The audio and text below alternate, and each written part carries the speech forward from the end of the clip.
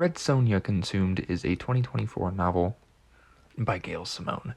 And I know more of the character than actually the character. I haven't actually really consumed anything about this character before, be it, comics, novels, or etc., starring Red Sonja. And the book opens with an epigraph about the youth of Red Sonja, taken from a song by Palladius III.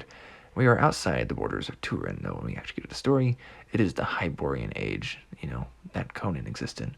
Though she is a Hyrcanian and not a Cimmerian, she is, well, the she-devil, and she flees, having stolen from a queen that she seemed to have, well, shared a bed with, mostly to steal something of hers. So she finds windmills, kind of a beautiful piece of art, and this queen shows these to her. And she is kind of a master of horse, and also called the devil, of course, I've already mentioned. She wears the chainmail and fur bikini, as I feel like is tradition for her that I've seen in images. I feel like some will be surprised by this, as that doesn't seem like a very modern thing at all. I think Simone wrote some Red Sonja comics. I do not know how she appeared in those, though.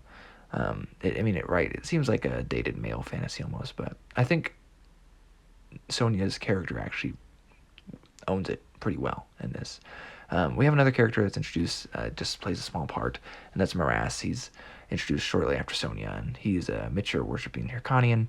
He's orphaned at age 11. He's now about 50. He finds goats are more familiar than people to him besides Runa, his wife. This is a lovely and absolutely brutal setup, and pretty much a character vignette, but just a very interesting way to get you, well, to care about a character in a very short amount of time. But my goodness, this setup and destruction of it, my word. The chapters all have epigraphs from in-world chronicles. They're rather lengthy and tend to talk about Sonja or something else relating to Sonja. It's long, I feel like, the story itself, and has many characters for a sword and sorcery book. It feels a bit more like heroic fantasy in that sense. It's focused on the small-scale dealings of Sonja, or somewhat small-scale, who is very much still out for herself. It also has some cosmic horror element.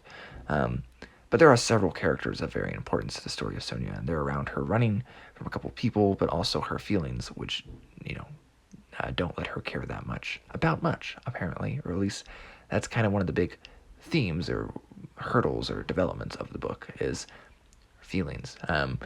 It kind of makes love complicated, so particularly this Queen and Sonja thing has an interesting development. I'm not sure if Sonja was queer in old stuff. I honestly, like I said, I don't know. I think it works fine here too.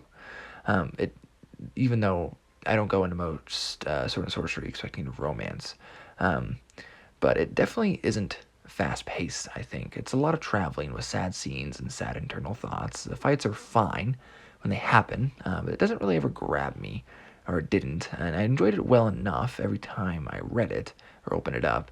I felt like it kind of was lacking something. I don't mind introspection by sword and sorcery, by the way. I really actually enjoy that, but it doesn't keep the pace I feel like it should. And I think the book could help by being shorter, but it is kind of closer to the length people want their fantasy these days. I did end up enjoying it some. Again, I think if you labeled it as heroic fantasy, it's more enjoyable than labeling it as sword and sorcery. But I enjoyed it about as much as Sterling's Conan novel from a couple years ago. So anyways, we'll see what people think when this one comes out. I did get an arc, and anyways, lean from Williams, I'll catch you next time.